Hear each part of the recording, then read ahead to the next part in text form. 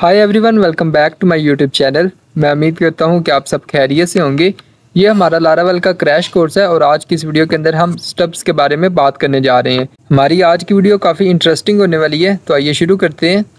तो जैसा कि आप जानते हैं कि लारावेल एक PHP का फ्रेमवर्क है और लारावेल के अंदर जितने भी हम काम करते हैं वो सारे कमांड बेस होते हैं। यानी अगर हमने किसी कंट्रोलर को क्रिएट करना है, किसी मॉडल को क्रिएट करना है या किसी माइग्रेशन फाइल, मिडलवेयर या किसी चीज़ को भी क्रिएट करना है तो हम उस चीज़ को इजीली एक कमांड लाइन के ज़रिए क्रिएट कर सकते हैं।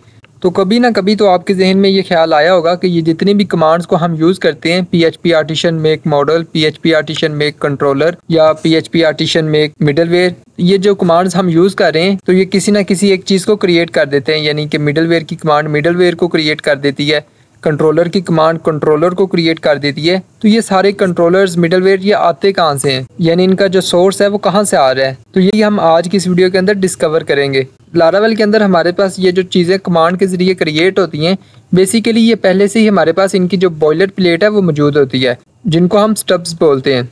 और ये जो स्टब्स फोल्डर है वो यहाँ पे आपको शो नहीं हो रहा होगा। फॉर एग्जाम्पल, यहाँ पे मैं एक सिंपल कंट्रोलर को क्रिएट करता हूँ एक कमांड के ज़रिए, PHP आर्टिशन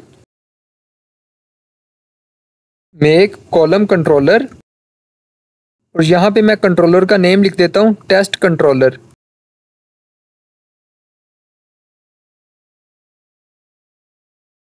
तो ये हमारे पास जो कंट्रोलर है वो क्रिएट हो चुका है ऐप नाम के फोल्डर के अंदर, ITTP कंट्रोलर्स।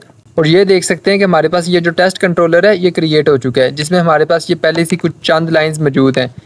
ये जो हमारे पास एक बॉयलर प्लेट है वो हमें कहाँ से मिली है, इस चीज़ को देखने के लिए हम यहाँ पे एक और कमांड का यूज़ करते हैं, PHP artisan stub column publish.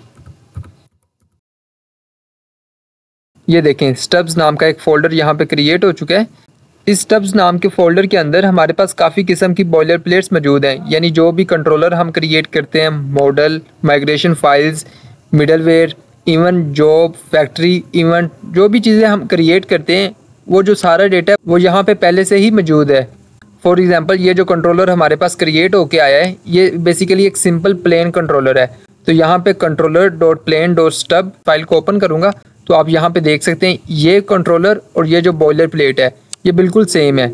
बस यहाँ पे जो क्लास है वहाँ पे हमारे जो कंट्रोलर का हम जो नेम लिखते हैं वो यहाँ पे आ चुका है, और यहाँ पे नेम स्पेस के अंदर ये जो कंट्रोलर का जो पाथ हम देते हैं वो आ चुका है, ऐप ITTP कंट्रोलर्स। तो बेसिकली जो चीज़ें भी हम कमांड के थ्रू क्रिएट करते हैं पहले से ही लारावेल के अंदर उस चीज़ के लिए हमारे पास टेम्पलेट्स मौजूद हैं। यहाँ पे आप और भी देख सकते हैं हमारे पास काफ़ी कंट्रोलर्स मौजूद हैं, जैसा कि API के लिए, नेस्टेड के लिए, और यहाँ पे रिसोर्स कंट्रोलर के लिए, मॉडल के लिए, फैक्ट्री, जॉब, मेल, और इसी तरह माइग्रेशन फाइल जो हम क्रिएट करते हैं जिसमें हमारे पास ID और time stamps by default create होते हैं वो भी यहाँ पे मौजूद हैं। और मज़े की बात ये है कि जो भी चीज़ें हम कमांड लाइन के थ्रू क्रिएट करते हैं वो बेसिकली इन्हीं की कॉपी तैयार होती है। तो अगर यहाँ पे इस टेम्पलेट के अंदर मैं किसी किस्म की चेंजिंग करता हूँ तो जो हमारी कॉपी तैयार होके आएगी उसमें भी वो जो चेंजिंग हमने की है वो डायरेक्टली इम्प्लीमेंट होगी। फॉर एग्जांपल, यहाँ पे जो हमारे पास कंट्रोलर का टेम्पलेट है इसके अंदर मैं कुछ चेंजिंग कर देता हूँ। यहाँ पे मैं एक मैसेज लिख देता हूँ,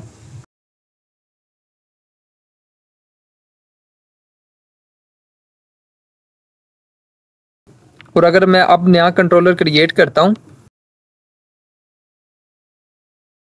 और यहाँ पे मैं टेस्ट कंट्रोलर की बजाय test2 कंट्रोलर लिख देता हूँ और दोबारा से मैं फाइल को इंटर करता हूँ, मेरे पास एक नया कंट्रोलर क्रिएट हो चुका है। मैं आपको वो भी दिखाता हूँ।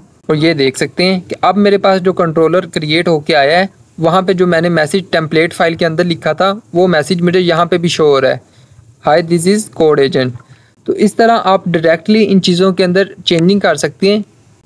और अभी आपको बेसिक और इंटरमीडिएट लेवल पे इन चीज़ों की ज़रूरत नहीं पड़ेगी, मगर जब आप एडवांस लेवल पे प्रोजेक्ट्स को क्रिएट करेंगे तो आप लारावेल के अंदर डायरेक्टली अपनी चेंजिंग करेंगे, तो उस दौरान आपको इन चीज़ों की ज़रूरत पड़ सकती है। और लास्ट पे अगर मैं यहाँ पे जो स्टब्स नाम का फोल्डर है उसको डिलीट भी कर दूँ तो इससे हमारा जो लारावेल है इस पर कोई असर नहीं पड़ेगा।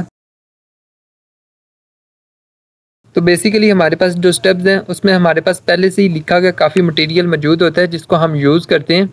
बस आज के लिए इतना ही। अगर आपका इसके रिलेटेड कोई क्वेश्चन है या कोई क्वेरी है तो वो आप कमेंट सेक्शन में ड्रॉप कर सकते हैं। Thank you.